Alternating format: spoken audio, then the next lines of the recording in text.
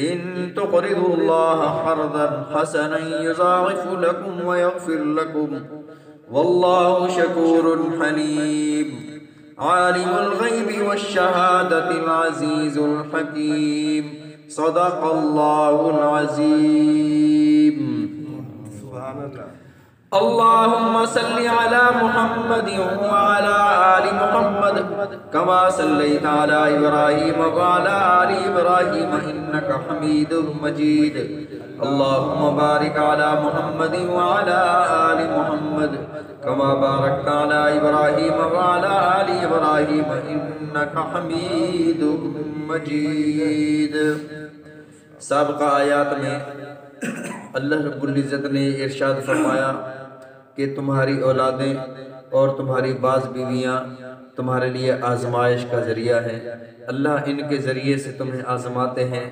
اگر ان سے کوئی غلطی ہو جائے یا شریعت کے معاملے میں کوئی ایسا معاملہ پیش آ جائے کہ یہ تمہیں اس سے روکیں تو آپ سختی نہ کرو، پیار سے سمجھاؤ، معاف کر دو.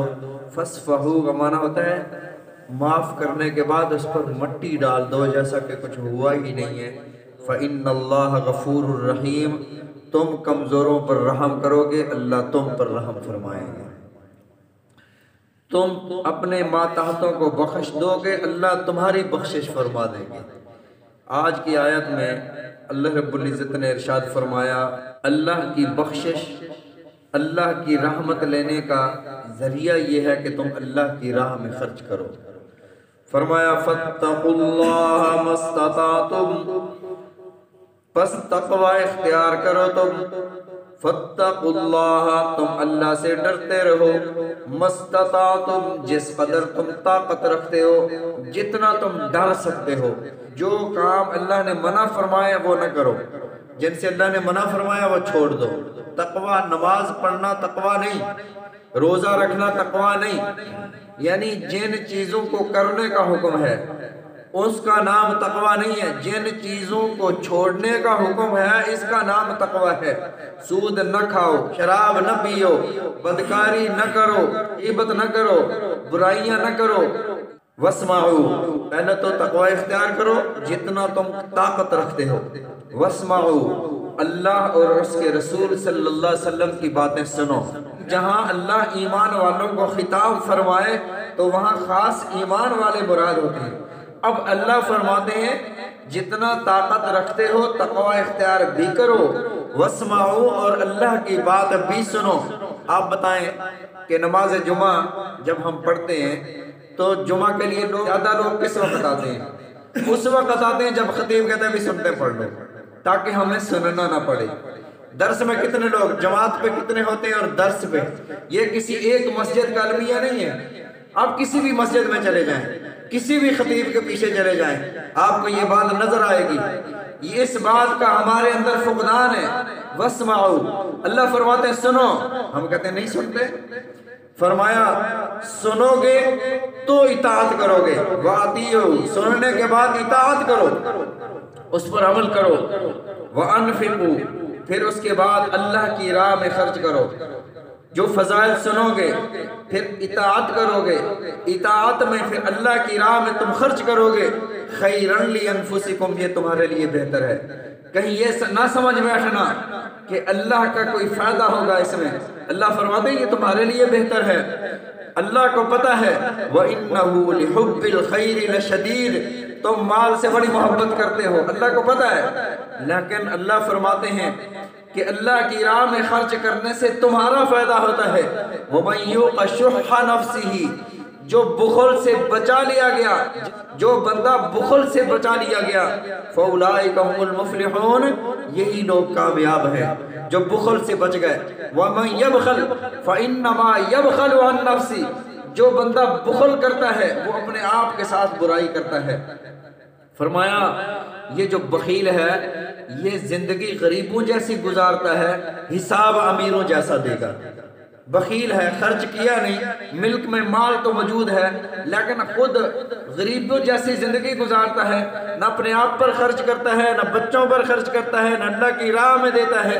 جب حساب و کتاب کا دن آئے گا امیروں کی لائن میں کھڑا ہو کر حساب دے رہا ہوگا. فرمایا ان تقرضوا قرضا حسنا یضاعف لہ، اگر تم اللہ کو قرض حسنہ دو، تو اللہ تو مالک الملک ہے، اس کی تو ساری سلطنتیں ہیں، تنزع الملک ممن تشاء، جسے چاہتا ہے سلطنت عطا کرتا ہے، جس سے چاہتا ہے حکومت چھین لیتا ہے، ساری چیزیں تو اس کے پاس ہیں، تو اللہ کیسا قرضہ لینا چاہتے ہیں؟ ان تقرضوا اللہ قرضا حسنا، اگر تم اللہ کو قرض حسنہ دو یعنی اللہ کی راہ میں خرچ کرو، جیسے لوگوں کو قرضہ دے کر تم واپس لیتے ہو ایسے اللہ تمہیں واپس دے گا، لیکن دے گا کیسے؟ یضاعفہ لکم، دگنا کر کے تمہیں اللہ دیں گے۔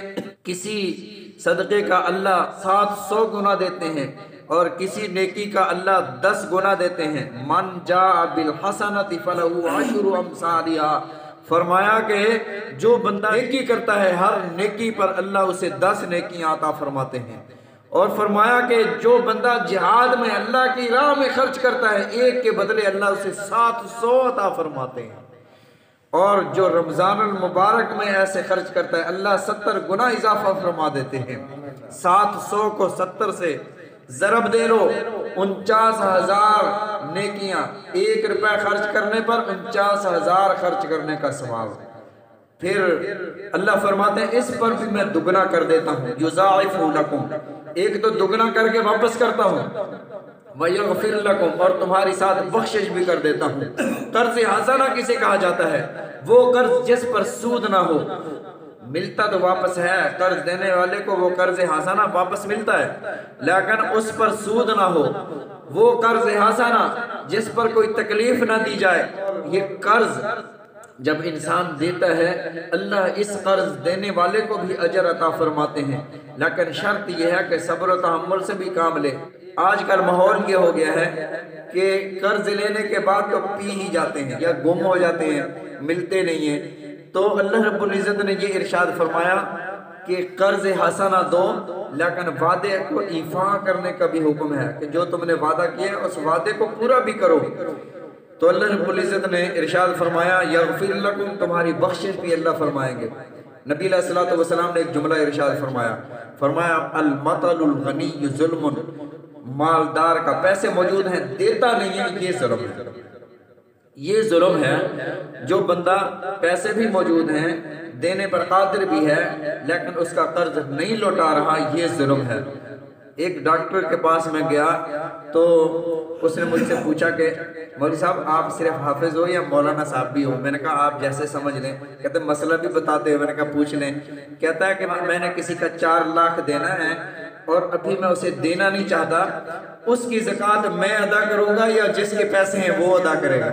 آپ اندازہ لگائیں، ادھر زکوٰۃ دینا چاہتا ہے، ادھر داڑھی رکھی ہوئی ہے، ادھر نماز پڑھتا ہے، ادھر تہجد کا پابند ہے، اور قرضہ وہ رکھا ہوا ہے، دینے پر قادر ہوں لیکن ابھی نہیں دوں گا، اگلے سال دیکھوں گا، تو اس کی زکوٰۃ میں ادا کروں یا وہ ادا کرے؟ تو دوستو اللہ کے نبی صلی اللہ علیہ وسلم نے ارشاد فرمایا المطل الغنی ظلم، غنی کا ٹال مٹول کرنا ظلم ہے، اور مہلت دینے والے کو ہر دن صدقے کا اجر ملتا ہے، صدقے کا اجر ملتا ہے۔ شرط یہ ہے کہ وہ ضرورت مند بھی ہو، اگر ایسے ہی ٹال مٹول کر رہا ہے یہ اس کا ظلم ہے، اگر وہ ضرورت مند ہے یہ سختی کر رہا ہے تو یہ اس کے ساتھ ناجائز کر رہا ہے۔ تو فرمایا اللہ تمہیں دگنا کر کے بھی واپس کریں گے، وَيَغْفِرْ لَكُمْ، اور تمہیں بخش بھی دیں گے۔ یہ بن دیکھے سودے ہیں، آج ہمیں نیکیوں کی قدر نہیں ہے۔ ہارون الرشید کے دور میں بہلول ایک مجذوب تھا، مجذوب اور مجنون میں فرق ہے۔ ہم مجذوب اور مجنون کو ایک کر دیتے ہیں، مجذوب الگ ہے مجنون الگ ہے، ان کی علامات الگ الگ ہوتی ہیں۔ بہرحال مجذوب تھا، وہ مٹی سے کھیل رہا تھا، ملکہ کے ساتھ ہارون الرشید ساتھ سے گزرا، پاس سے جب گزرے تو پوچھا بہلول کیا کر رہے ہو؟ کہتا ہے میں جنت کا محل بنا رہا ہوں۔ کتنے کا ہے؟ 1 دینار کا ہے۔ تو زبیدہ نے وہ خرید لیا، ملکہ زبیدہ نے وہ 1 دینار دے دیا، چلی گئی۔ جاتے جاتے ہارون الرشید کہنے لگا ملکہ سے ایسے ہی کسی غریب فقیر کو دے دیتی، ایسے پاگل کو دے دیا، مجذوب کو دے دیا 1 دینار، وہ کیا کرے گا؟ ایسے 1 دینار کی بھلے جنت ملتی ہے۔ رات ہوئی، सोए तो ख्वाब में हारून और रशीद ने देखा एक महल है और उस पर लिखा हुआ है कि ये महल मलका जुबैदा का है उस दीनार के बदले में जो उसने बहलोल को दिया है। अब हारून रशीद परेशान हुआ, उठा, इंतजार करने लगा। सुबह को जिस राह पर वो बहलोल बैठा करता था उस रास्ते पर चला गया। पूछा कि क्या कर रहे हो? कहता महल बना रहा हूँ। कितने का बेचो? कहता है हारून रशीद की सल्तनत इसकी कीमत है। वो कल तो 1 दीनार का बेच रहे थे, आज पूरी सल्तनत इसकी कीमत है। तो बहलोल कहता है कल बिन देखे सौदे थे, आज देख कर आ रहे हो। तो बिन देखे सौदे हैं, नेकियां मुफ्त में मिल रही हैं, 1 पर 700 मिल रहा है। इंसान कहता है ये मौलवियों की बातें, जब मरेंगे ना वहाँ ये सिक्के, ये डॉलर, ये रियाल, ये पैसे, ये रुपए नहीं चलते, वहाँ नेकियां चलती हैं। यफिर्रुल मर्उ मिन अखी व उम्मिही व अबीही व साहिबतिही व बनीही लिकुल्लि इम्रिइन मिनहुम यौमइदिन शाअनुन युगनीह। कुरान पढ़ के देखो, अल्लाह फरमाते हैं इस नेकी को देने की वजह से कहीं कोई नेकी ना मांग ले। भाई भाई से भाग रहा होगा, अब्बा बेटे से भाग रहा है, माँ बेटे से भाग रही है। ये क्यों भाग रहे हैं? इसलिए कि कोई नेकी ना मांग ले। नेकी किसी की कम हो गई, वो सारी कायनात में भागेगा, खुदा के लिए मुझे 1 नेकी दे दो। यहाँ तो पैसे हम निकाल के दे देते हैं ना मांगने वाले को। अल्लाह फरमाते हैं वहाँ कोई नेकी देने वाला नहीं होगा। तो नेकियों की कदर जानो। अल्लाह फरमाते हैं एक तो मैं दुगना कर देता हूँ, युज़ाइफ़ु लकुम यग़फ़िर लकुम, साथ तुम्हारी बख्शिश भी कर देता हूँ। वल्लाहु शकूरुन हलीम। फिर ऐसा नहीं है कि दुनिया में किसी पर एहसान करो तो वो भूल जाता है। अल्लाह फरमाते हैं अल्लाह बड़ा कदरदान है, अल्लाह शकूरुन तुम्हारे शुक्र को कबूल करने वाला है, हलीमुन बड़ा बुर्दबार है। कोई नमाज न पढ़े तो उसका रिज़्क़ बंद नहीं करता, कोई रोजा न रखे, कोई उसे गालियां भी दे, मानने वाले को भी अता करता है, ना मानने वाले को भी मारूम नहीं करता। फरमाया आलिमुल गैब, वो आलिमुल गैब है। वो आलिमुल गैब सिर्फ रब की जात है। पूरे कुरान पाक में अल्लाह ने ये नहीं फरमाया कि मेरे अलावा भी कोई आलिमुल गैब है। पूरे ज़ख़ीरा अहादीस में मेरे आका अलैहिस्सलातु वस्सलाम ने नहीं फरमाया कि अल्लाह के अलावा भी कोई आलिमुल गैब है। अल्लाह फरमाते हैं आलिमुल गैबी, वो आलिमुल गैब है, वह शहादती, ज़ाहिर और बातिन की सारी छुपी और मख्फी और ज़ाहिर चीज़ों को जानता है। अल अज़ीज़ बड़ा ज़बरदस्त है, ताकतवर है, गालिब है। अल हकीम हिकमत वाला है। फ़ेलुल हकीम ला यखलू अनिल हिकमत, और हकीम का कोई फ़ेल हिकमत से खाली नहीं होता। हमें समझ आए या ना आए, इंसान बज़ाहिर समझता है कि ये मेरा नुकसान हुआ है, लेकिन अल्लाह की हिकमत में वो सही होता है। बाद में इंसान कहता है कि यार वो जो उस दिन नुकसान हुआ था वो सही था, वो जो हालात आए थे वो सही थे। बाद में पता चलता है, ऐन उस वक़्त इंसान परेशान हो जाता है। अल्लाह ताला हम सबको समझने की, अमल करने की तौफीक अता फरमाए। नबी अलैहिस्सलातु वस्सलाम के फरामीन समझने की, अमल करने की तौफीक अता फरमाए।